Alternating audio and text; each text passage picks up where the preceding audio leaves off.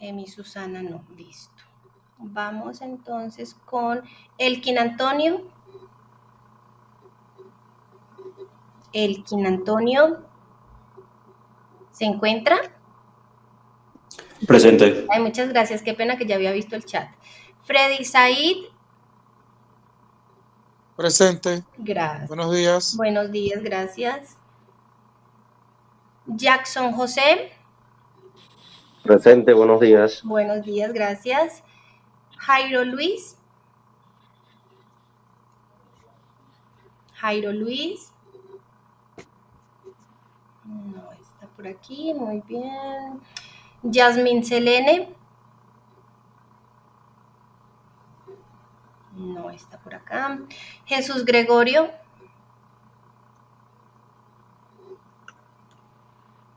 Jesús Gregorio. Jorge Ariel. Jorge Ariel. Lady Daniela. Lady. Ludis María. Presente. Gracias, buenos días. Marco Aurelio. Marco Aurelio. María Virginia. Tenemos a María Virginia, bueno. Mario Alejandro. Presente, buenos días. Buenos días, gracias. Continuamos por aquí. Marciris Isabel Guzmán. Marciris.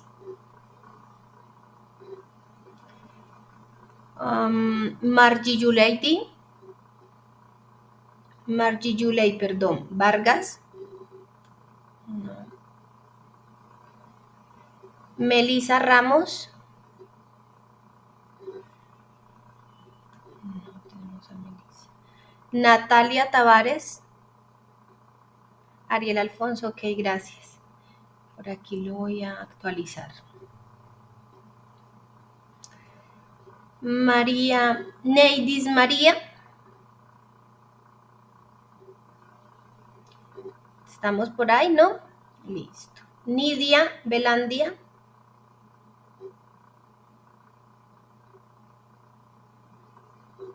Paulina Ospina. Paulina Ospina. No. Opale. Susay Lorena.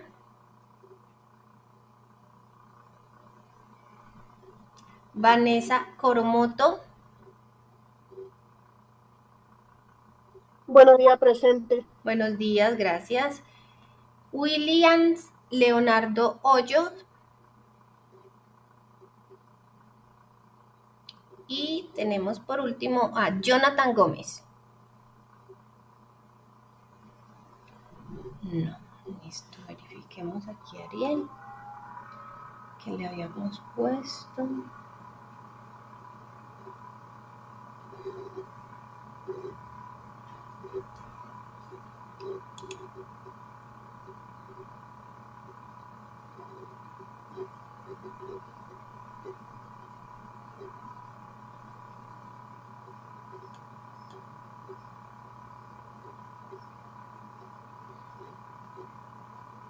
Bueno, muchísimas gracias por su espera. El día de hoy entonces estaremos realizando la tercera y cuarta sesión. Recuerde que son 6 sesiones en total. Ayer tuvimos 2, una conmigo, otra con la profesora Diana y hoy van a tener las 2 sesiones conmigo. Entonces, hoy vamos a continuar con 2 temáticas muy importantes.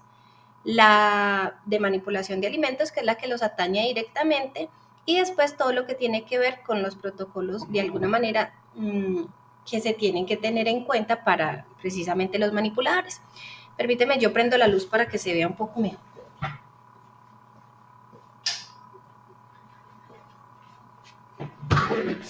¿Cómo les fue ayer en las sesiones? ¿Bien? ¿Estuvo buena la cosa? ¿Entendible los temas? Hola, buenos días. Ayer yo no pude ingresar a la primera sesión de clase. Ok, en la plataforma pueden encontrar en la parte de tablón digamos como la información del día, y en trabajo de clase pueden encontrar la grabación de la primera sesión, y en la sesión 2 también pueden encontrar la grabación que tuvieron con la profesora Diana. Entonces, cuando tengan el tiempito pueden ingresar y ver la grabación. Está en YouTube, es decir, ahí está el link, los lleva a YouTube para que puedan ver la grabación. ¿Listo? Vi que alguien se acabó de conectar. ¿Me regala por favor el nombre para la asistencia?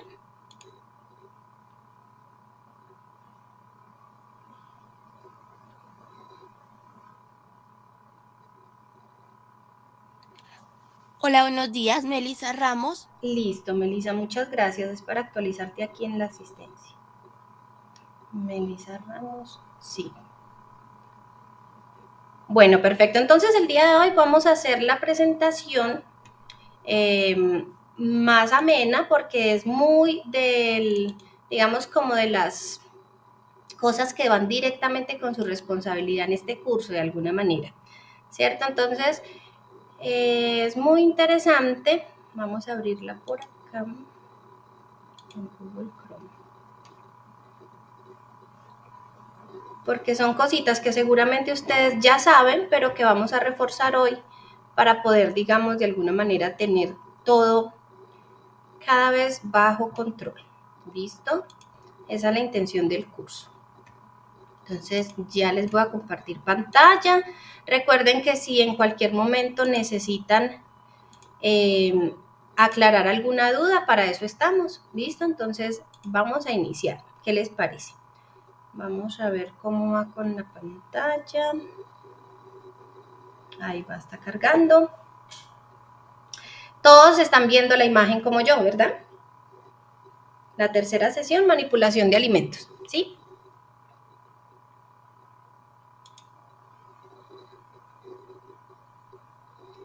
Podemos confirmar con dedito arriba, con manito arriba o en el chat, no necesariamente tienen que hablar. Sí, señora. Listo, perfecto.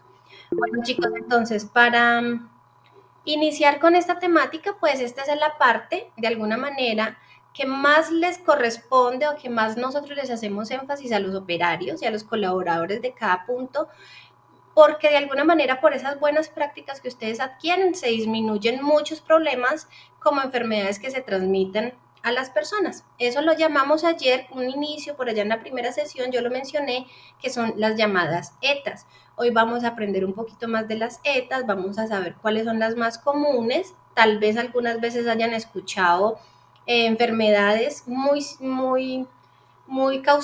familiarmente causadas por alimentos, y hoy van a entender cuál es la razón de que nosotros de alguna manera, digamos, insistamos tanto para que los procesos en la cocina sean cada vez más cuidadosos. ¿Listo?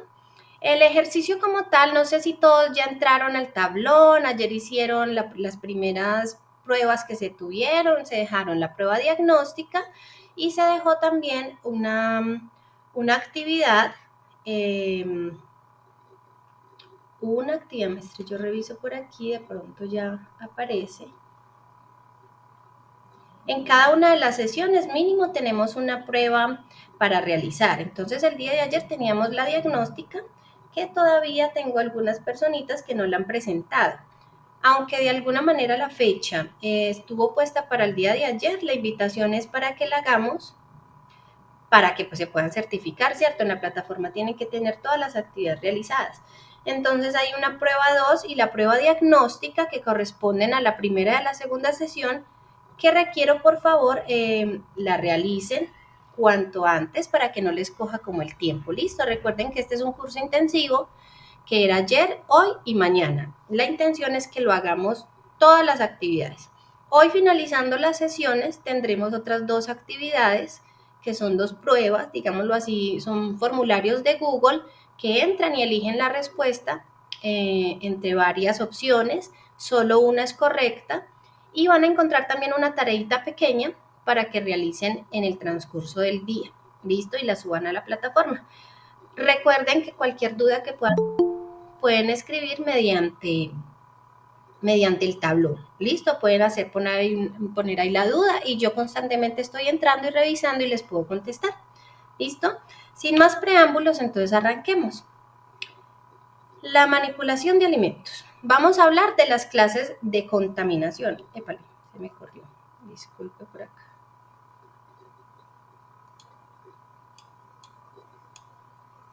A ver.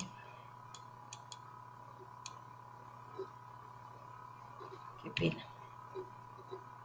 Ahora sí, las clases de contaminación. Pues resulta que las contaminaciones a los alimentos se pueden dar de diferentes formas.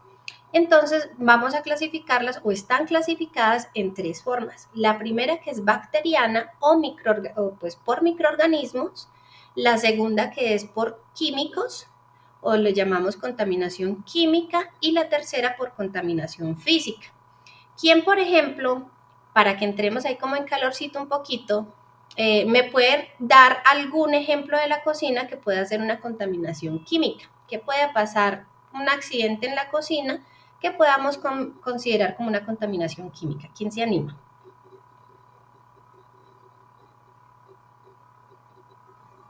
En su experiencia. Que ustedes digan, no, yo siempre separo esto de esto para evitar contaminación, por ejemplo.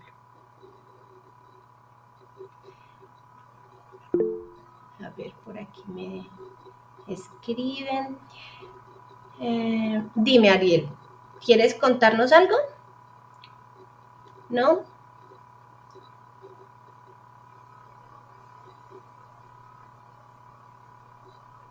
Bueno, entonces vamos a seguir así de parte mía, no se preocupen. A mí me gustaría que incluso por el chat puedan participar. Tengo aquí, digamos, como dos pantallas para no desentenderme de la presentación y poder ver en el chat si llegan a escribir. Por aquí tenemos un ingresante. María Alejandro dice, cuando se está procesando un alimento y le caiga jabón. Muy bien. Ese es el contaminante químico más común que se puede presentar de alguna manera en las zonas de la cocina. Resulta que entonces sí, por eso, digamos, dentro de los procesos de acompañamiento, asesorías y auditorías, habitualmente revisamos que todos los productos de aseo en general, sea jabón, sea cloro, sean procesos de desinfección, sean de alguna manera el control de plagas, ¿cierto? El raticida o los productos que aplican para evitar las plagas, pues vayan a tener un contacto directo con los alimentos. Eso es lo que vamos a llamar de ahora en adelante, por ejemplo, contaminación química. Siempre existe el riesgo, porque siempre, por ejemplo, vamos a tener que lavar la loza, o que nos quede, por ejemplo, mal lavada, o que si los echamos en desinfección, en remojo, como le llamamos un rato, y luego los sacamos y no los lavamos bien, y luego tenemos contacto con los alimentos, puede existir una contaminación química. También, entonces, encontramos la bacteriana, que es toda la que tiene que ver con los microorganismos que se pueden multiplicar por diferentes formas. Por ejemplo, cuando molestamos mucho que los recipientes de la basura están destapados, ¿sí? O cuando, por ejemplo, una manzana, una naranja, un limón o algún producto que ya está en almacenamiento comienza a dañarse y no lo retiramos, puede haber contaminación a otros alimentos de forma bacteriana o por microorganismos y a veces puede llegar a productos que ya están procesados o que están en el proceso de preparación. Y por último, la física, que es la que tiene que ver con todo lo que molestamos cuando hacemos revisión al manipulador como tal. ¿Cuáles son? Los aritos, el maquillaje, las uñas, que se pueden caer las uñas, por ejemplo, las acrílicas en las chicas, que son muy bonitas, pero son de alguna manera muy riesgosas para procesar alimentos, cuando nos ponemos cadenitas, cuando nos ponemos de pronto anillos, ¿verdad? Entonces, hay muchas historias que se les puede contar de la vida real, pero pues ahorita vamos a entrar como en materia poco a poco. ¿Listo? Quedamos claros de esos tres tipos de contaminaciones: química, física y biológica. También lo podemos decir a la bacteriana, porque no solo son bacterias, sino de varios microorganismos, sino que las bacterias son las más comunes. ¿Estamos claros hasta ahí?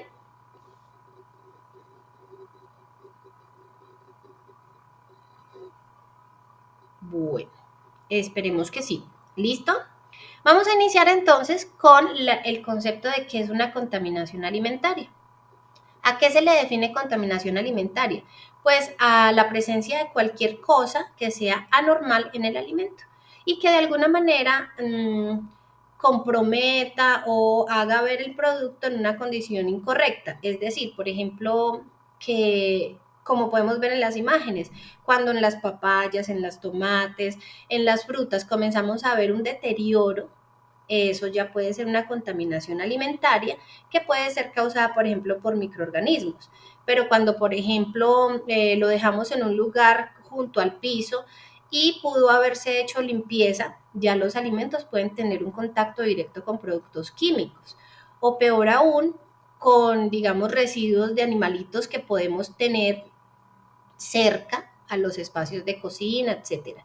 Yo sé que ustedes de pronto pertenecen a unas entidades donde trabajan y tienen unos protocolos muy amplios y muy aislados, digamos, de focos de contaminación, pero como la idea es que ustedes tengan los conceptos claros para cualquier tipo de trabajo que llegan a tener en cualquier momento, muchas veces los puntos de venta no están así alejados de focos de contaminación, entonces podemos tener cercanías con animales domésticos, que no es lo ideal, pero pues hay que hacer unas revisiones mucho más exhaustivas en los productos almacenados. Hay lugares que no cuentan con unas bodegas tan bien equipadas y pueden tener acceso de, digamos, como de plagas o de microorganismos que pueden dejar también huella en el producto y alterar el alimento como tal. ¿Listo? Tenemos una forma de evidenciar la contaminación de los alimentos, pues habitualmente son o se pueden presentar con cambios en los productos. Por ejemplo, en el pan, si ustedes encuentran un pan en esas condiciones, pues evidentemente está dañado y tiene la presencia de bacterias y probablemente de hongos o levaduras, que es otro tipo, digamos, de contaminación en microorganismos. ¿Quién me cuenta, por ejemplo, ayer medio lo mencionamos, pero igual hay gente que no estuvo ayer? ¿Quién me cuenta, por ejemplo, qué otra característica puede observar en un alimento que está, digamos, como en deterioro? ¿Qué creen ustedes que les daría esa indicación de que un alimento está en deterioro? ¿Quién se atreve a contarme algo? A ver, miremos por aquí, ¿qué me escribieron? Dicen, bueno, ¿quién se anima a contarme alguna cosita, alguna cosa que les haya pasado en sus casas o en el lugar de trabajo que tenga que ver con que ustedes identifiquen que un producto ya está contaminado? Algunito, no importa. Anímese uno. El olor y la textura es correcto. Por ejemplo, ya tomando ese ejemplo de Mario, vemos que las leches, por ejemplo, nosotros nos damos cuenta que una leche está malita porque o huele o se ve la textura separada. Por ejemplo, se corta, lo que llamamos pues en términos coloquiales, que se ve como la leche así medio cortada o cuajada.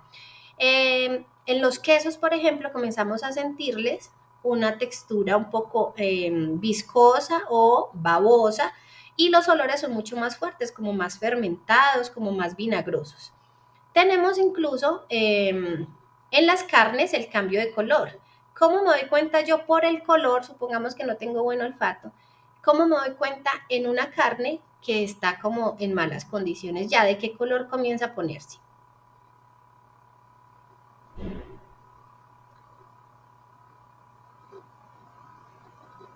La carne habitualmente es bien rojita, sí, se va poniendo más oscura, pero también ¿qué? Cuando ya la vemos tanto no oscura, sino como verdosa, ¿cierto? Es la aparición de, exacto, Paulina, verdosa. Esa es la característica, que esa carne ya está llegando a un punto límite en el que no se va a ver o en el que no se encuentra en las mejores condiciones. Ahí es importante que sepamos identificar, y por eso es que entra procesos que vamos a ver después, como son el almacenamiento correcto y el rotulado, para poder tener, digamos, como un control de los alimentos que van primero en forma de gastarse, porque muchas veces guardamos la carne, ya sea en refrigeración o en congelación, y no le damos como un orden, entonces luego sacamos cualquiera y resulta que tenemos unas que comienzan a madurarse, o sea, a coger unos sabores mucho más fuertes y al final, así esté, digamos, congelado, el sabor de la carne no es igual a las primeras que tuvimos. Sabemos que por congelación los alimentos se conservan mucho mejor que en refrigeración, pero sin embargo, sobre todo en los puntos de trabajo, uno tiene que hacer una descongelación pausada, entonces desde la mañana sacar lo que aproximadamente se va a vender en el día para que comience a tener una descongelación natural. Bueno, por ese lado vamos bien. Vamos a hablar entonces dónde se encuentran esos microorganismos. Los microorganismos están en todo lado, ¿cierto? Por eso es que nosotros insistimos mucho en protocolos de limpieza, desinfección, etcétera, que eso lo veremos el día de mañana. Pero hoy vamos a ver dónde están esos microorganismos. Resulta que los microorganismos se encuentran en cualquier parte, en el intestino de las personas, en las vías respiratorias, en las superficies que no están bien aseadas, incluso en aguas contaminadas. Por ejemplo, esa es la razón de que insistamos mucho, por ejemplo, en lugares como centros comerciales, que se utilice el agua de tanques de abastecimiento y que tengan, digamos, como un control de pruebas biológicas, físico-químicas.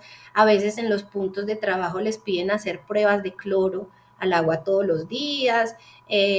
Por eso se revisa que todos los días en los formatos hayamos hecho una revisión exhaustiva sobre microorganismos sobre insectos, sobre rastreros, sobre moscas, tapar las basuras, porque ahí siempre va a haber un foco de contaminación latente. Es decir, si yo dejo una basura con cáscaras que acabé de quitar de una papa o de un producto, él inmediatamente va a comenzar a proliferar, eso es una palabra muy técnica, pero quiere decir a reproducir los microorganismos que puedan tener. Y en la mezcla de todos esos residuos, los microorganismos comienzan a verse y a multiplicarse muy rápidamente y por eso es que hay un riesgo de contaminación. Entonces, cuando llegamos en los puntos a revisar, imagínense que yo soy Secretaría de Salud, cuando llegamos a los puntos a revisar, lo que primero miramos es la limpieza de los lugares. Segundo, que las canecas de basuras estén súper tapadas, que en los lugares de difícil acceso haya una buena limpieza. ¿Por qué? Porque allí es donde se acumula la suciedad y por ende hay más foco de contaminación, más peligro. Es importante que entendamos que los microorganismos también pueden estar en las personas, ¿cierto? En el intestino, en los malos hábitos de lavarse, en las uñas largas que pueden acumular suciedad, incluso en el pelo. Por eso entonces viene de la mano todos los protocolos que vamos a ver hoy, que es el uso de la cofia, el tapabocas, del gorro, de tener las uñas cortas. Por eso se les manda a hacer el acto médico, ¿cierto? El frotis de garganta, el frotis de uñas, a veces pruebas bacteriológicas, ¿cierto? El coprológico. Todo eso tiene que ver, porque la idea es que si un operario tiene esas dificultades, pues no es que se descarte, se le puede hacer un proceso. Entonces hay personas que por su naturaleza tienen dificultades, por ejemplo, en las vías respiratorias y tendrán que utilizar siempre un tapabocas mucho más fuerte o tomar algunos medicamentos, etc. Entonces es muy importante que desde el día de hoy sepan que los microorganismos están en todo lado, es decir, en todas las superficies que no estén bien limpias, en agua, en la basura, en alimentos que estén almacenados incorrectamente, por ejemplo, una naranja que comienza a ponerse ya peluda, si la dejamos cerca a las otras, pues las va a contagiar. Si nosotros tenemos problemas de salud, también tenemos presencia de microorganismos, virus, bacterias, etc. ¿Estamos claros hasta ahí, cierto? Bueno, ¿qué factores favorecen entonces la contaminación? Entonces resulta que en la vida como tal hay muchos factores que pueden afectar o pueden favorecer más bien a los microorganismos para que ellos se reproduzcan. Entonces, hay unos alimentos que, como ayer lo hablábamos, tienen mucho contenido de agua. Casi todos lo que tienen que ver con composición de proteína, pues tienen mucha agua. ¿Y por qué decimos que tienen mucha agua? Naturalmente, su textura o su composición no es que le adicionemos agua, sino que tienen agua por su naturaleza. Entonces, por ejemplo, la leche es un líquido que químicamente dicen que el 80% de ese líquido es agua y el resto es grasita y proteína y sólidos que son nutritivos para el cuerpo. Pero el 80% de ese producto es agua, por eso se daña tan fácilmente. Por eso, si es leche que no es larga vida, pues dura 4 o 5 días y los empaques de las bolsas tienen tiempo muy corto. Por eso cuando abrimos las cajas de larga vida y no las refrigeramos a los 5 o 6 días y la dejamos por fuera de la nevera, pues ya también están en unas condiciones incorrectas. Entonces hay productos que por su naturaleza ya van a estar, digamos, con un riesgo de multiplicar los microorganismos, las carnes, las leches, los quesos, los yogures, incluso los huevos.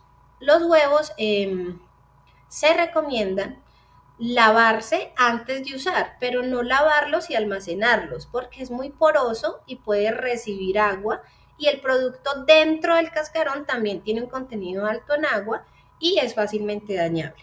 ¿Listo? Entonces, súper importante, los alimentos como las proteínas son un producto que tiene mucha agua y por lo tanto es más expuesto para que favorezca el crecimiento de microorganismos. Por eso es que se daña muy fácil, ¿listo? ¿Tenemos alguna pregunta hasta ahí? ¿Alguno? ¿De pronto?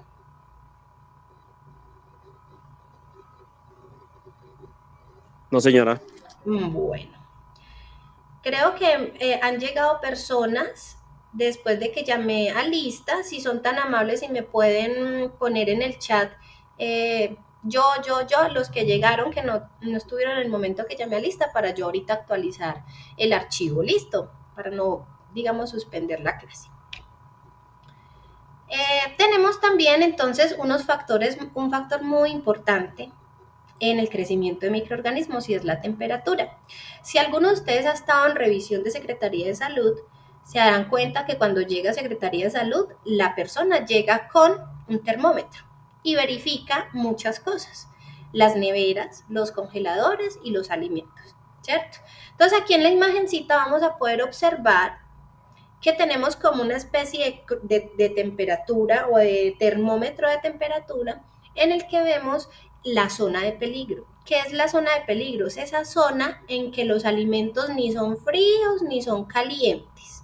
Porque calientes los vamos a considerar de 60 grados para arriba y fríos los vamos a considerar de 5 para abajo. Es decir, de 5 grados, 4, 3, 2, menos 1, menos 2, menos 10, menos 18, menos 20. Entonces, la temperatura que vamos a llamar temperatura de riesgo de peligros donde los microorganismos más se multiplican. Entonces, cuando hacemos, por ejemplo, un arroz y digamos, el día de hoy terminó, se hizo toda la producción del día y no lo guardo en la nevera para que se refrigere y lo dejo a temperatura ambiente, la temperatura ambiente en Bogotá, ¿de cuánto? Por ahí de 18, ¿cierto? De 18 grados. Sí, señora. Sí, más o menos 18 grados. Ahí estaríamos en una zona de peligro donde los microorganismos solitos comienzan a reproducirse porque es como si se sintieran súper cómodos en ese calorcito o en esa temperatura, entonces ellos comienzan a multiplicarse y ese arroz tiende a estar en peligro. Por eso cuando lo calentamos al otro día nos sabe raro, muchas veces, ¿cierto? No siempre, porque eso también es una suerte, pero no siempre, pero si vamos a calentar al ratico o al otro día ese arroz, ya no sabe como raro, de pronto puede estar medio baboso, puede tener una condición y eso le llamamos sensorial, una condición sensorial diferente. Entonces, la temperatura es súper importante. Los productos en punto de venta deben estar, cuando está a modo de servicio, de 60 para arriba. Por eso ustedes deben tener termómetros, ya sea los preferibles son los que son de meter, ¿cierto? De punción, para poder verificar, por ejemplo, que las sopas, las carnes, las papitas cuando se fritan estén a una temperatura alta, no fritar en cantidades antes sino en el momento de los pedidos, ¿cierto? Y, por ejemplo, en refrigeración siempre nos hacen verificar que la temperatura de refrigeración esté entre 2 grados y un máximo de 4, 6, es decir, entre 2 y 4 grados es perfecto. y entre 4 y 6 es medio pasable. Entonces ahí es donde uno le dice, venga, revisen el equipo, a ver si ha tenido dificultades, si de pronto ya le han hecho mantenimiento, para que esa temperatura, lo que tenemos en la nevera, pues no vaya a dañarse tan fácil. Y obviamente congelación, pues es uno de los puntos más seguros que tenemos para que los alimentos no se dañen, que son de menos 18 para abajo, ¿listo? Habitualmente los cuartos, perdón, de 0 para abajo. Habitualmente los cuartos fríos están en menos 18, en menos 22. Y uno quisiera verificar esos cuartos fríos siempre mínimo de menos 10 para abajo. Pero igual la norma simplemente nos dice evitar al máximo esa zona de peligro entre 5 y 60 grados. Incluso, por ejemplo, haciendo pues un paréntesis de las panaderías y de las cafeterías, por eso en teoría también ellos deben tener esas vitrinitas que tienen constante temperatura, no solo para que la empanadita no esté fría, sino para que conserve una temperatura alta el producto y sea menos riesgoso para contaminarse. ¿Estamos claros ahí por qué es importante manejar la temperatura, cierto? Listo. Yo asumo que sí. Si hay algo que hay una duda, me escriben, que no pasa nada. Yo tengo aquí otro computador online para revisar en el chat constantemente cualquier pregunta. ¿Listo? Lo importante es eso, que estemos ahí conectaditos. Entonces ya llevamos 2 condiciones. La primera que hablamos ahorita, que fue la condición normal del alimento, que tenga mucha agua. La segunda, que la temperatura es súper importante mantener. Y aquí vamos a ampliar un poquito lo que ya les dije.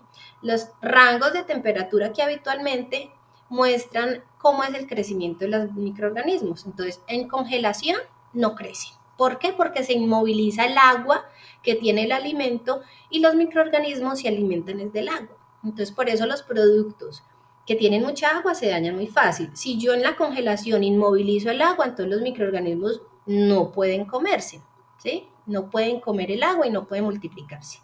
En la refrigeración, yo no congelo el agua se ralentiza, digámoslo así, yo hago que no se vaya a desaguar tanto, pero igual ahí está en movimiento en el producto, por eso sí pueden crecer, pero lentamente. Cuando están entre 5 y 65 es porque están en su salsa, o sea, el calorcito es ideal, entonces crecen rápidamente, y cuando están entre 65 y 80 crecen de nuevo lentamente, como si estuvieran en refrigeración. ¿Eso por qué? Bueno, y a mayor de 80 pues se mueren. Por eso es que la pasteurización de la leche se hace por encima de los 80, casi siempre a 120 grados de temperatura y de una forma muy rápida. El ejemplo más típico pues de conservación de alimentos. ¿Qué pasa con...? Iba a decir algo y se me pasó. ¿Qué pasa con los microorganismos? Ellos encuentran un punto perfecto de temperatura y por eso se multiplican rápidamente, y esa es la necesidad de que nosotros siempre tengamos unos procesos de conservación. Además, este dato es súper importante. Hay microorganismos que son felices en temperaturas calientes, les encanta, por eso pueden crecer lentamente a 65 y 80. Pero cuando les ponen frío, mueren. Y al revés, los que crecen felices en frío, cuando los ponen caliente, se mueren. Entonces ese es el proceso, o esa es la razón porque muchas veces la leche, por ejemplo, que es el típico caso de pasteurización, calientan la leche mucho y luego la enfrían rápidamente para que mueran, tanto los que les gusta el calor como los que les gusta el frío, al hacerle un choque de temperaturas. Esa es la razón de, digamos, como de la conservación de la leche, porque se hace por ese método que se llama pasteurización. Listo. Otro factor que, o el que ya vimos inicialmente, que favorece la contaminación, técnicamente se llama AW, o le podemos llamar simplemente la humedad, que es la cantidad de agua que tiene el alimento por sí solo. Por ejemplo, ayer medio mencionaban algunos de ustedes, en su vida diaria y rutinaria, cuando compran el mercado, ¿qué es lo primero que guardan en la refrigeración? O sea, ¿qué es lo primero que ustedes dicen tengo que guardar para que no se me dañe? en el mercado de sus casas, no en el trabajo. Pensemos cuando ustedes mercan para ustedes en su casa. ¿Qué es lo primero que guardan?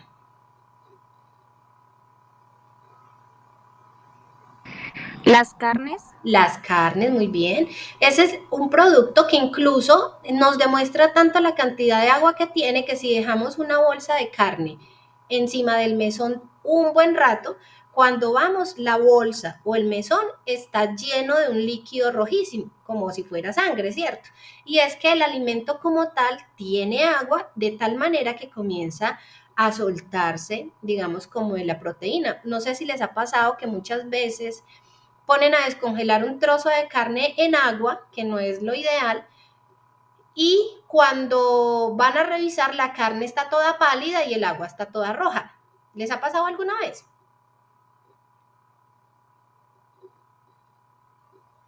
Bueno, el hecho es que eso sucede porque el alimento, o como es la carne, por ejemplo, es un producto que tiene alto contenido de agua naturalmente en su producto y él tiene, digamos, como proteínas hidrosolubles que lo que hacen es que salen todas a través del agua. Entonces, por eso muchas veces la carne está muy pálida porque la pusieron a descongelar de una manera incorrecta en agua y por eso queda así como medio paliducha. O además porque de pronto la dejaron mucho rato en su bolsa y se desprendió toda esa agua y se trajo todo ese color que tiene la carne naturalmente. Entonces la intención es que siempre que tengamos productos, por ejemplo, de rápida refrigeración como carnes, leches, yogures, quesos, todo lo que nosotros en nuestra cabeza decimos se daña muy fácil, lo conservemos rápidamente para evitar también el cambio en el producto. Lo mismo pasa con las verduras. Hay verduras que se deben considerar directamente en la nevera. Ojo, siempre bien empacaditas para evitar la transferencia o la contaminación cruzada, que son olores o al estar cerca de otros productos. Entonces hemos visto contenido de agua y humedad. Otro factor que favorece la contaminación entonces son el tiempo. Entonces, la existencia del sustrato adecuado, ¿qué es el sustrato? Lo que alimenta el microorganismo. La mayoría de veces, pues es el agua, pero otras veces son nutrientes propios del microorganismo. Una temperatura y humedad idónea pueden hacer que en 20 minutos el número de microorganismos sea el doble. Entonces, pasadas 6 horas tendríamos millones de microorganismos reproducidas en ese producto.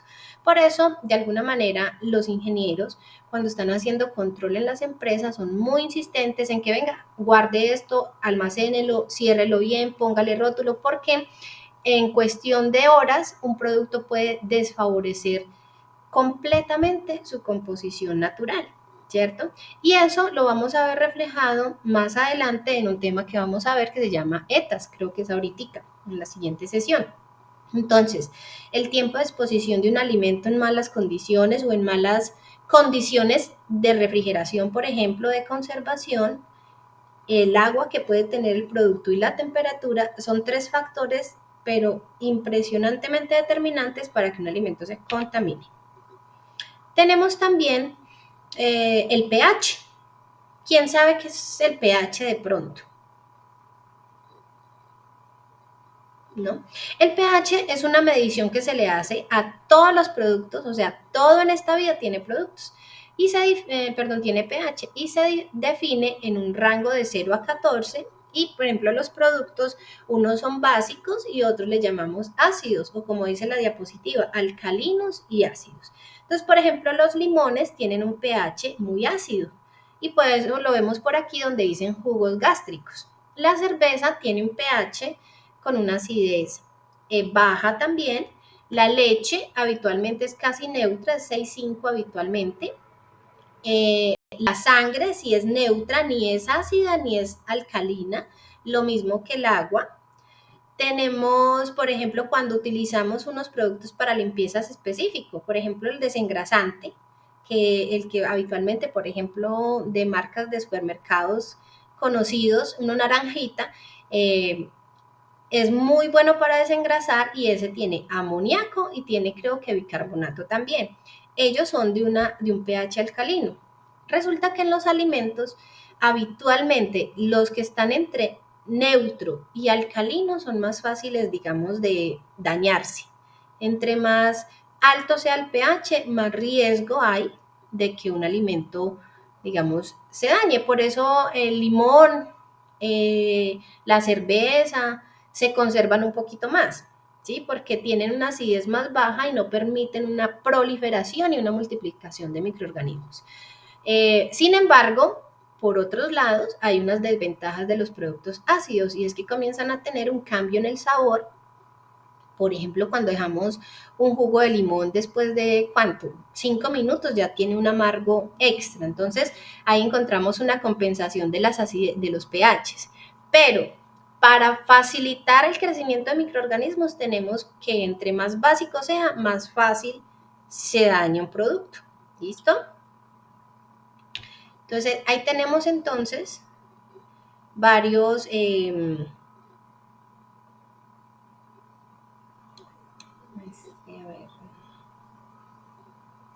varios tipos de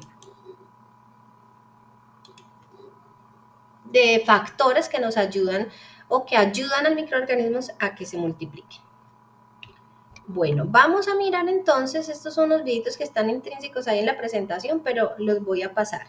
Finalizando este ejercicio de las ETAs, vamos a tomar parte del tiempo de la videollamada para que directamente todos hagamos uno de las pruebas del día. ¿Listo? Porque lo que me interesa es que también trabajemos en clase. Discúlpenme aquí que se descoordinó la presentación, porque me gusta que quede acá. ¿Cómo la vieron en todos los procesos de contaminación? ¿Entendible o hay dudas?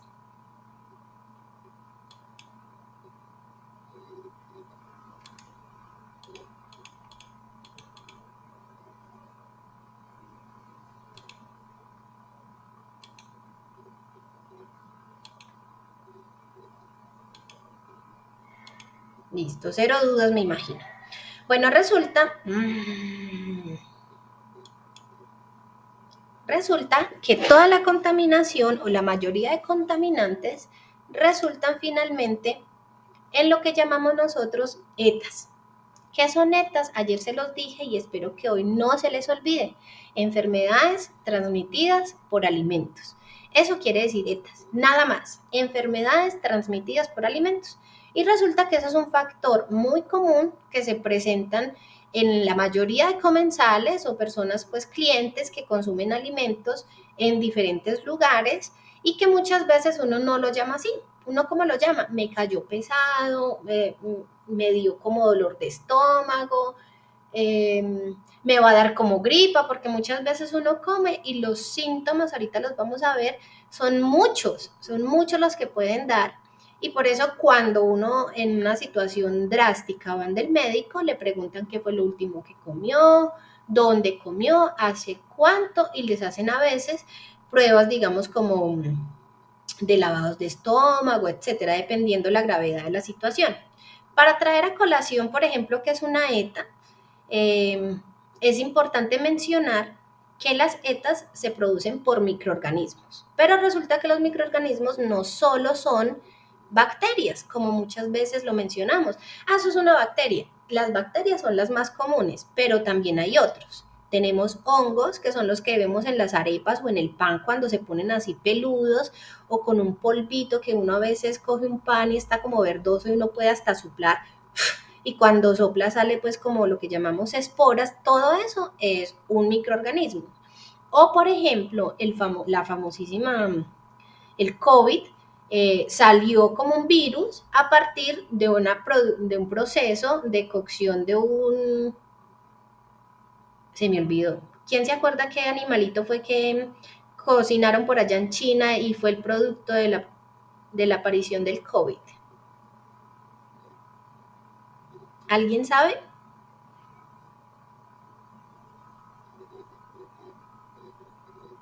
¿No? Se me olvidó el nombre, pero es el animalito de Batman. ¿Cómo se llama? Un murciélago. ¿Listo? Ya. murciélagos. Entonces resulta que en China comenzaron a explorar, o me imagino que es parte de su gastronomía, la producción o cocinar murciélagos. Y ahí se supone que se activaron un virus muy fuerte como es el del COVID. Y tenemos también los parásitos. Hay muchos parásitos que se pueden transmitir de los alimentos a las personas, ya sea en proceso crudo o cocción. Entonces, no sé si les ha pasado, conocen a alguien que haya estado, por ejemplo, en embarazo, lo primero que le manda el médico es no vaya a consumir verduras crudas, no vaya a comer carnes rojas medio cocinadas, porque le puede dar E. coli, por ejemplo, la Escherichia coli. Esa es una enfermedad que se transmite principalmente de vegetales y carnes mal cocinadas, ¿cierto? Entonces tenemos cuáles microorganismos son los más famosos para producción de enfermedades en las personas: las bacterias, los hongos, algas, algunas, virus y parásitos. Entonces, no sé si alguna vez hayan escuchado enfermedades tales como salmonela. Le dio salmonela, o no, le dio botulismo, o le dio, por ejemplo, cólera. También es muy famosa esa enfermedad. Entonces, hay una gran cantidad, son más de 20 enfermedades que son reportadas comúnmente como producidas por alimentos. ¿Y por qué? La E. coli incluso puede llevar a la muerte. Son procesos que están mal lavados, productos que están mal lavados, llevados en un mal proceso y que finalmente el consumidor los consume sin ninguna preocupación. Ese es el grave problema, que no se evidencia. O sea, si tú ves un pan con bacterias, con hongos, pues no te lo comes, porque obviamente se ve que está malo. O yo pruebo una leche y me supo amarga o está cortada, no me la tomo. Pero cuando tú te comes una ensalada y está deliciosa con trocitos de pollo y se te sabe súper rico, y resulta que pasadas unas horas o días, porque resulta que las setas pueden aparecer después de muchas horas o de varios días, no necesariamente ese día. Entonces yo puedo comerme hoy una deliciosa ensalada y en 3 días comenzar a tener mal de estómago, ¿cierto? En 3 o 4 días. O puedo comenzar a tener otros síntomas que más adelante los vamos a ver, pero los más comunes son dolor de cabeza, podemos comenzar a tener visión borrosa, podemos inflarse la pancita, se llama timpanización, a veces dolor en el cuerpo. Entonces, mucha gente, ¿con qué relaciona esos síntomas? No, me va a dar gripa. No, creo que tengo el colesterol alto porque estoy viendo borrosa. Y realmente puede ser un signo o un síntoma de un producto que se comió y que no estaba en las condiciones ideales. ¿Por qué los vegetales insistimos tanto en lavarlos? Voy a hacerles como un panorama general. ¿Qué pasa con un vegetal cuando llega del campo?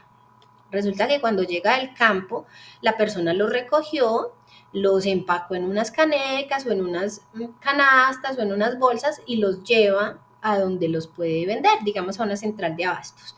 En la central de abastos los cogen, los ponen y los ponen en unos estantes para que las personas puedan verlos y comprarlos.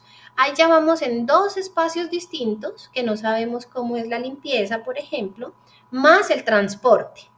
Pero imaginémonos más allá de cuando el operario o cuando la persona los cultivó. Tenemos que la mayoría de cultivos se hacen en piso, como cuáles: la zanahoria, el pepino, la papa,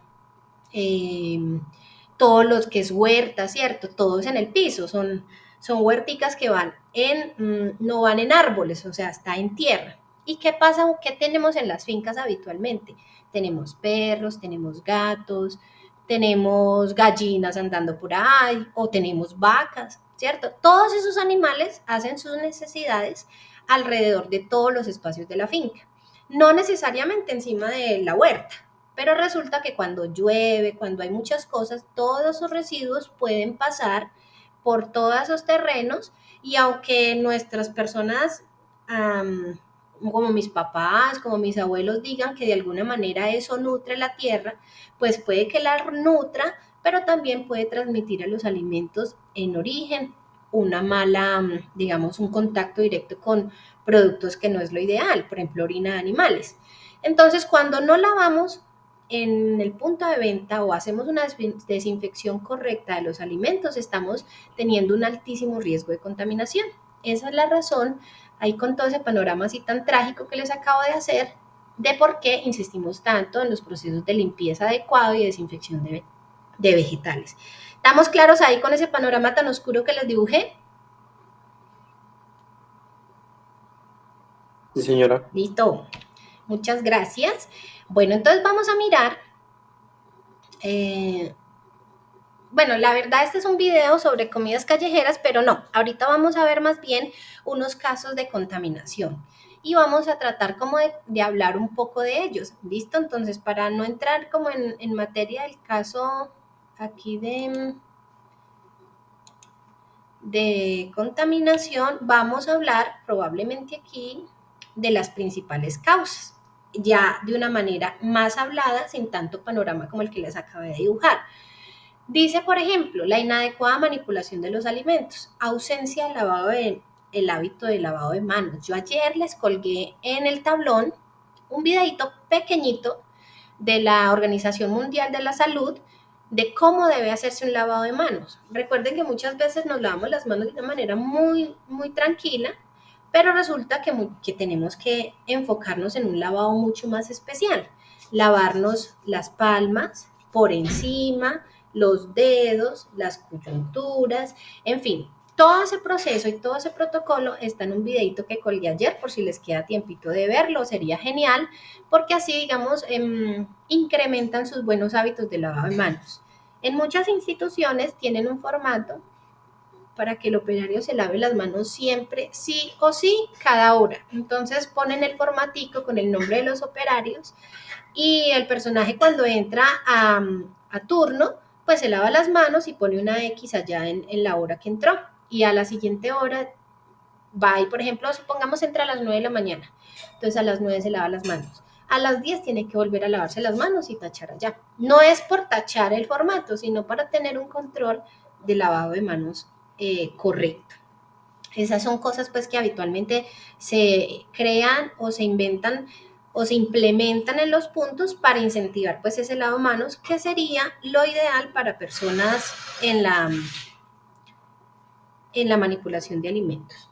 Tenemos también que muchas veces el problema para que se presenten ETAs es la deficiencia en la lavada de los utensilios, porque puede ser tedioso. Yo entiendo que a veces cuando hay mucho movimiento puede verse como muy tedioso lavar tantas cosas, tantas cucharas, tantos cucharones, tantas ollas, pero hay que tener en cuenta que es importante hacer una limpieza súper adecuada y lavarlos súper bien, desinfectarlos. De hecho, según los programas de saneamiento, la idea es que se hagan esas limpiezas generales al menos una vez al mes o cada dos veces al mes más bien, de una desinfección de varios minutos o horas incluso. Entonces hacemos un lavado general y además lavamos muy bien los utensilios, superficies y las instalaciones como tal.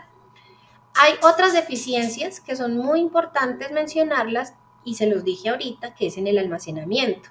Muchas veces guardamos en la nevera, pero no las metemos en cocas tapadas o no le ponemos papel film o no le ponemos, por ejemplo, rótulo para colocar que un producto fue almacenado antes y terminamos haciendo un desorden de los productos, ¿cierto? Entonces, eso puede hacer que hoy utilicemos, ejemplo, una lechuga que llegó ayer y tengamos todavía en nevera una de ahora 5 días. Entonces, cuando utilicemos esa de ahora 5 días va a estar mucho más deteriorada y el alimento puede estar más riesgoso de contaminación o de generar, digamos, como una ETA.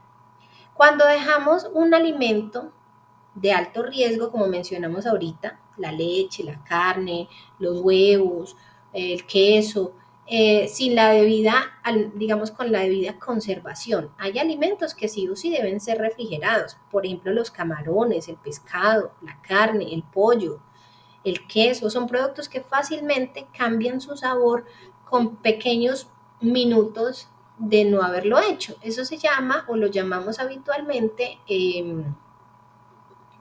la cadena de frío, hay que cumplirla.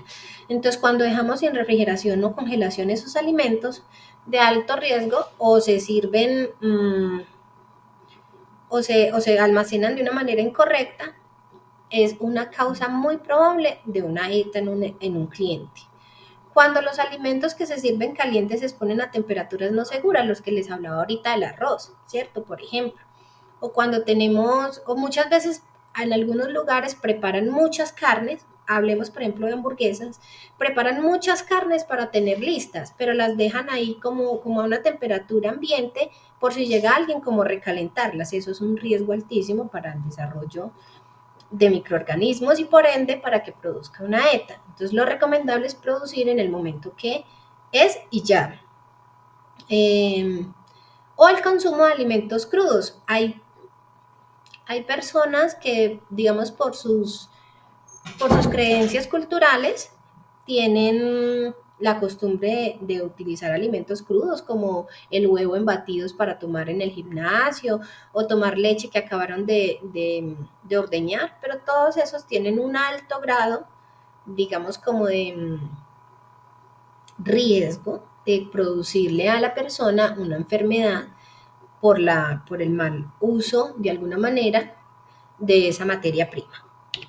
Y tenemos, por ejemplo, un cuadrito aquí para un resumen de las enfermedades como más famosas, ¿cierto? Entonces, la salmonela, esa es una de las más famosas y de las que más problemas ocasionan. Yo no sé si ahora tiempos cuando eran peladitos, jóvenes, cuando yo era niña, me acuerdo que había muchas historias de que un arroz con pollo que se hacía típico digamos como en los cumpleaños, casi siempre daban arroz con pollo. Y muchas veces salían noticias o salía la bulla de que había habido, digamos, una intoxicación. La mayoría de esas intoxicaciones que se hacían ahora tiempos con el arroz con pollo era salmonela. Las personas les daba salmonelosis, se llama la enfermedad, el microorganismo se llama salmonela y habitualmente se produce en carnes de aves que están mal preparadas. Entonces, el pollo, hay gente que come codorniz, pato, ¿cierto? Palomas, también hay gente que come palomas.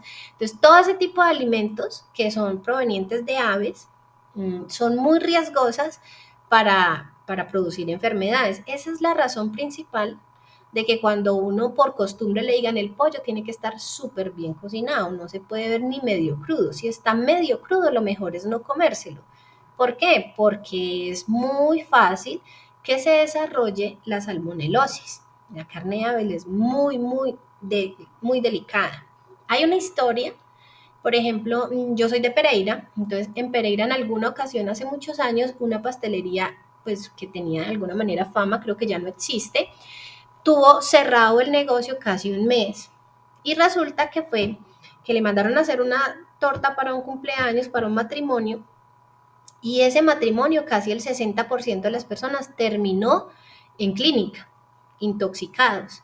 Y cuando hicieron trazabilidad, o sea, revisaron qué habían comido, qué habían hecho, hicieron evaluación a todas las comidas y todo, resultó que la torta que se habían comido muy rica, o sea, no sabía mal, pero estaba mal, ya estaba contaminada, se había hecho con huevos que llegan a veces en cubetas y no sé si les ha pasado, que a veces las cubetas o el huevo viene sucio con heces del pollito, de la gallina, y no los lavaron antes de echarlos, digamos, en la mezcla de la preparación. Entonces, cuando abrían los huevos, sin querer terminaban echando partes de las heces de la rilita de las gallinas dentro de esa mezcla de la preparación de la torta.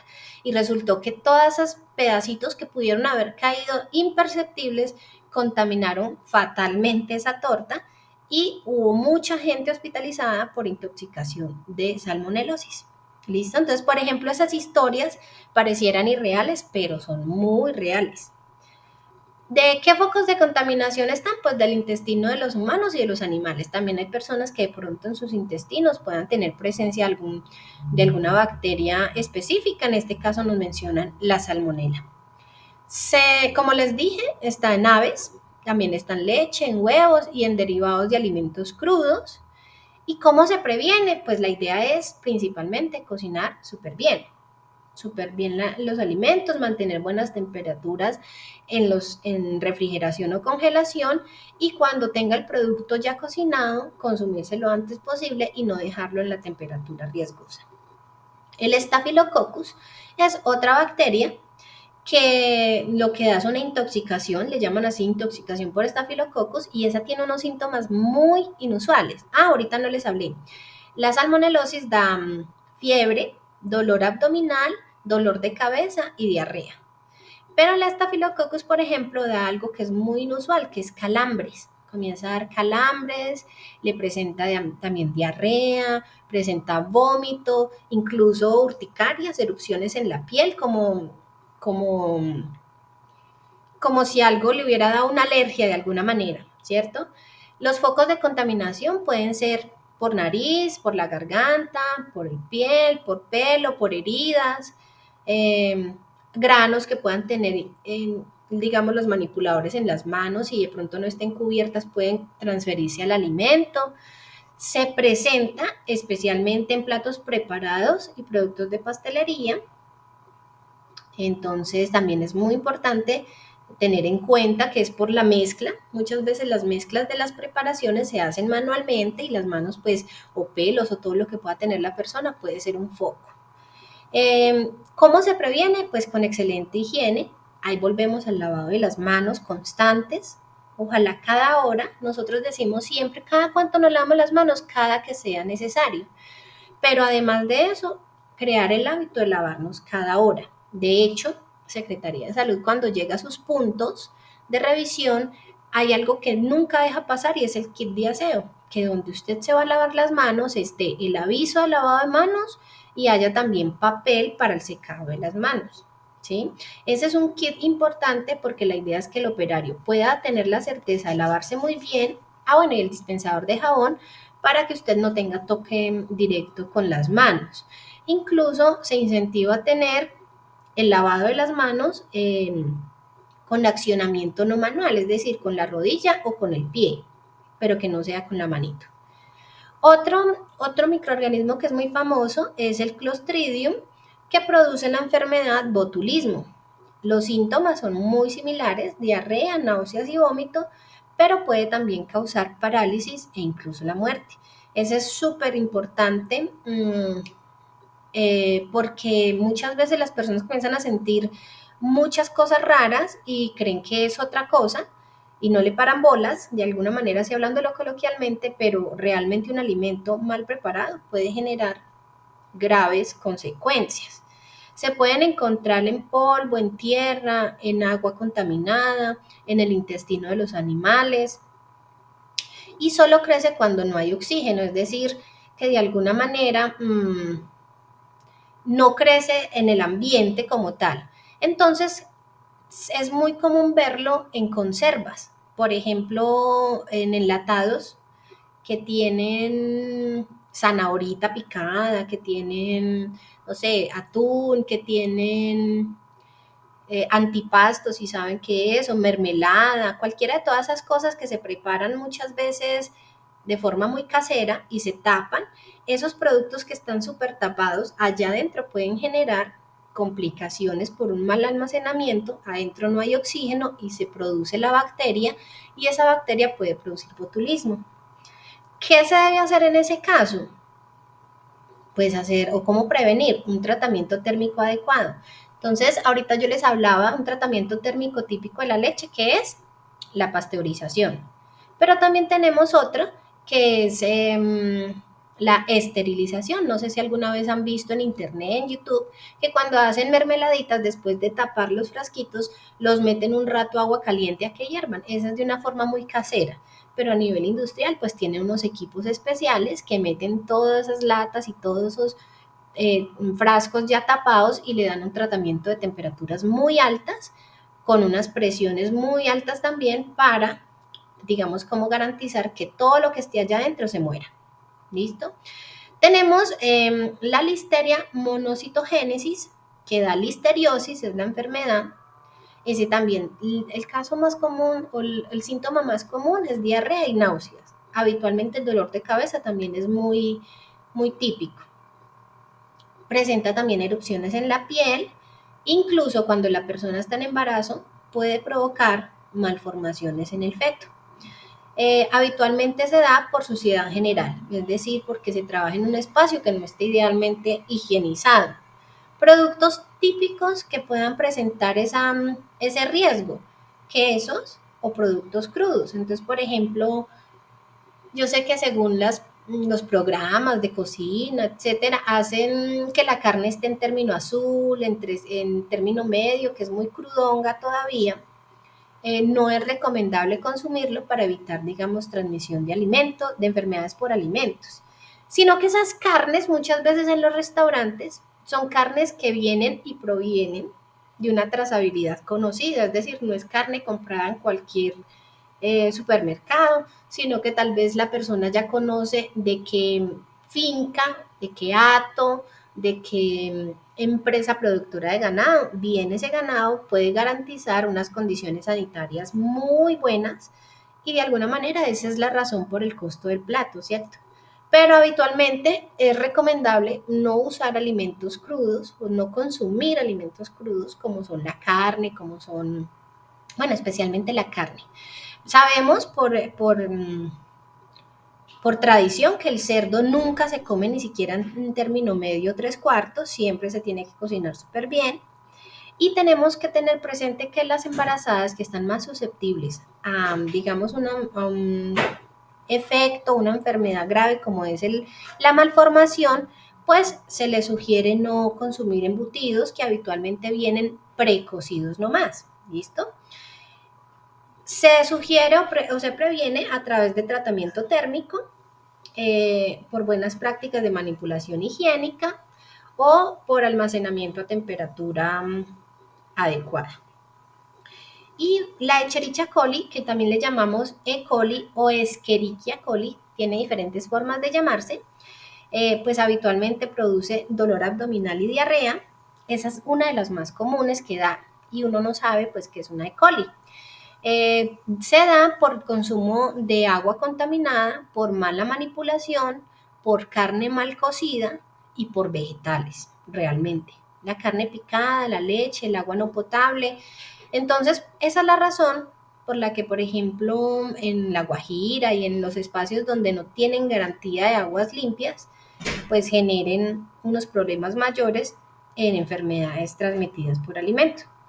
¿Qué se debe hacer y cuál es el fundamento de todas? Como pueden ver, es una correcta higiene y trabajar la temperatura de una forma adecuada. ¿Quedó alguna duda de estas enfermedades que son las más comunes?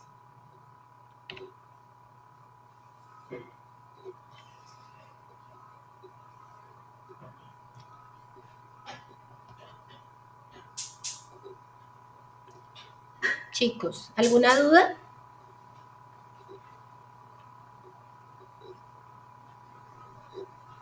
No, señora. Vale. También tenemos otras enfermedades muy comunes, pero no sé, muchos de ustedes de pronto puedan tener mascotas en su casa.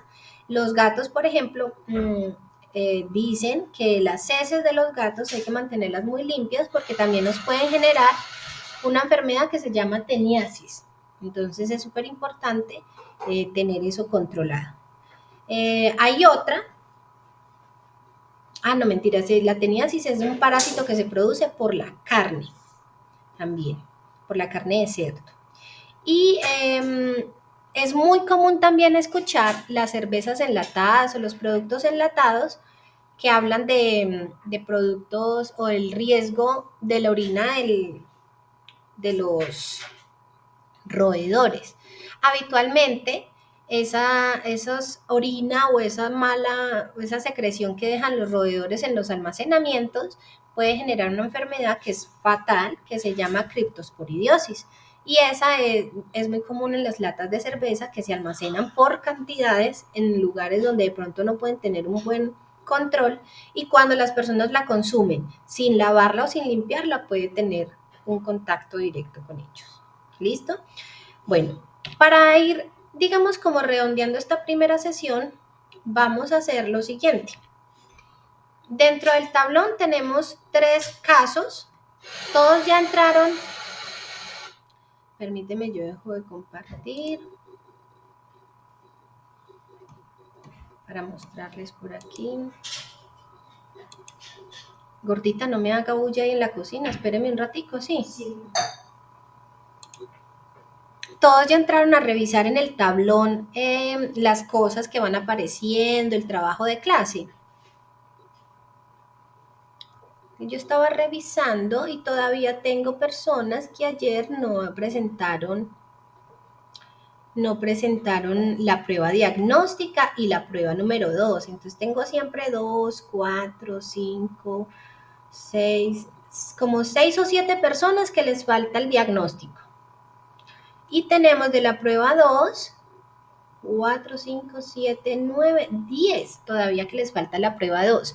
Recuerden que en Tecnisistemas como TAS hacemos una revisión constante de las pruebas, de los trabajos, para que ustedes no vayan a perder el tiempo y puedan certificarse, ¿cierto? Entonces es importante porque yo estas grabaciones las entrego como evidencia de quienes estuvieron, pero además debemos hacer las pruebas. Entonces vamos a aprovechar, les voy a dar unos 20 minuticos. A ver, les muestro por aquí qué será lo que deberían hacer.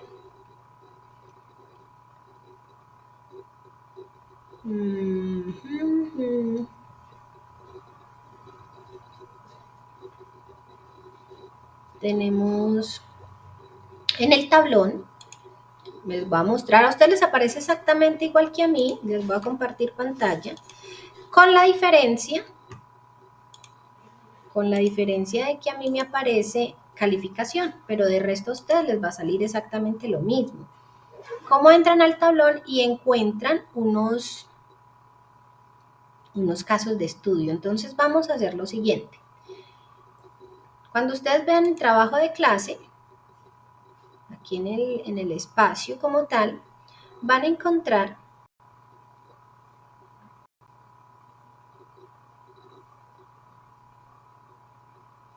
qué pena, está como medio lento.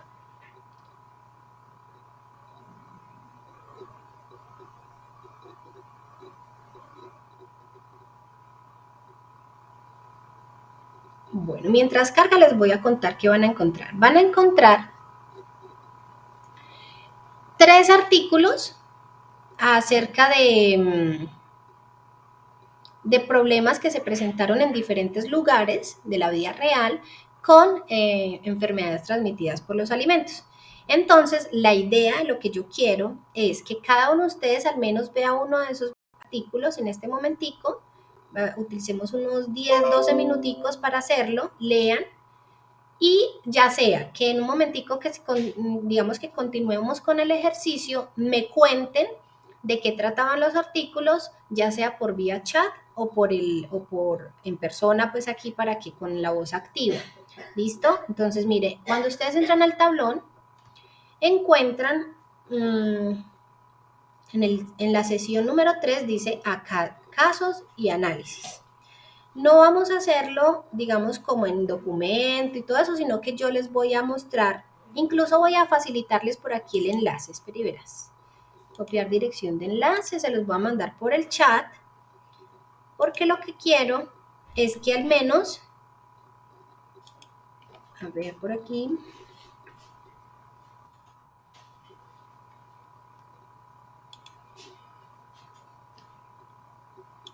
al menos entren a 1, 2 o 3, son 3, pero necesitamos al menos hablar de ellos ahorita. ¿Qué vieron? ¿Qué les pareció? O sea, que me cuenten. Entonces vamos a tener que socializar un poquito, ya sea por vía chat o por forma verbal. ¿Estamos de acuerdo ahí? ¿Me entendieron, chiquillos? Señores.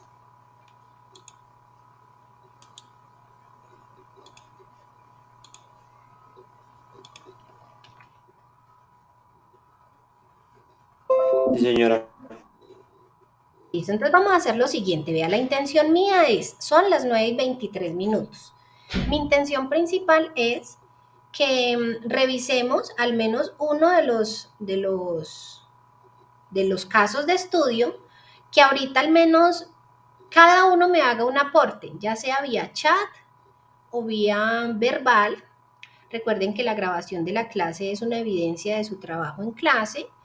Y por favor, cuando hagamos eso, por tardar a las 9:45, tomemos un recesito de 15 minutos para que se tomen alguito y reanudamos la segunda sesión a las 10:05. ¿Les parece?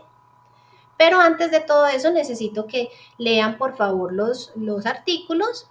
Tienen forma de revisarlos ahí en la web para que tengan facilidad.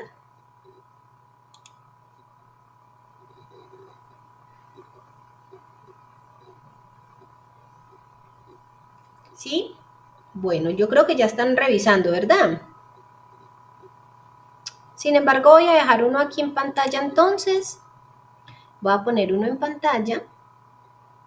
Compartimos ese para que lo vayan mirando, incluso los que de pronto se les dificulta abrir un link aparte.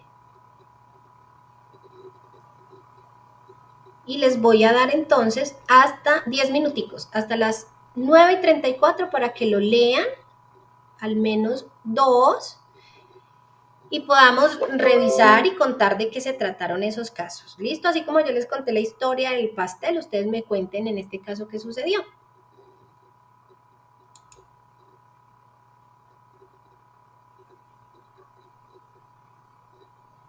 Listo, voy a poner aquí otra vez.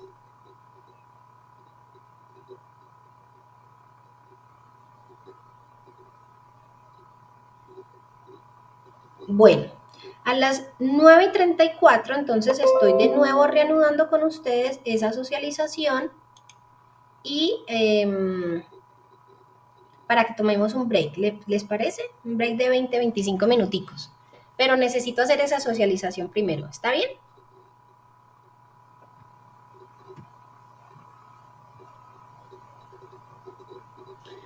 Manito arriba pues para saber que sí me escucharon. Vale. Sí, señora. Listo. Entonces los dejo ahí para que al menos lean. ¿Señora? Bien, bien. Para que vayan leyendo, ¿listo?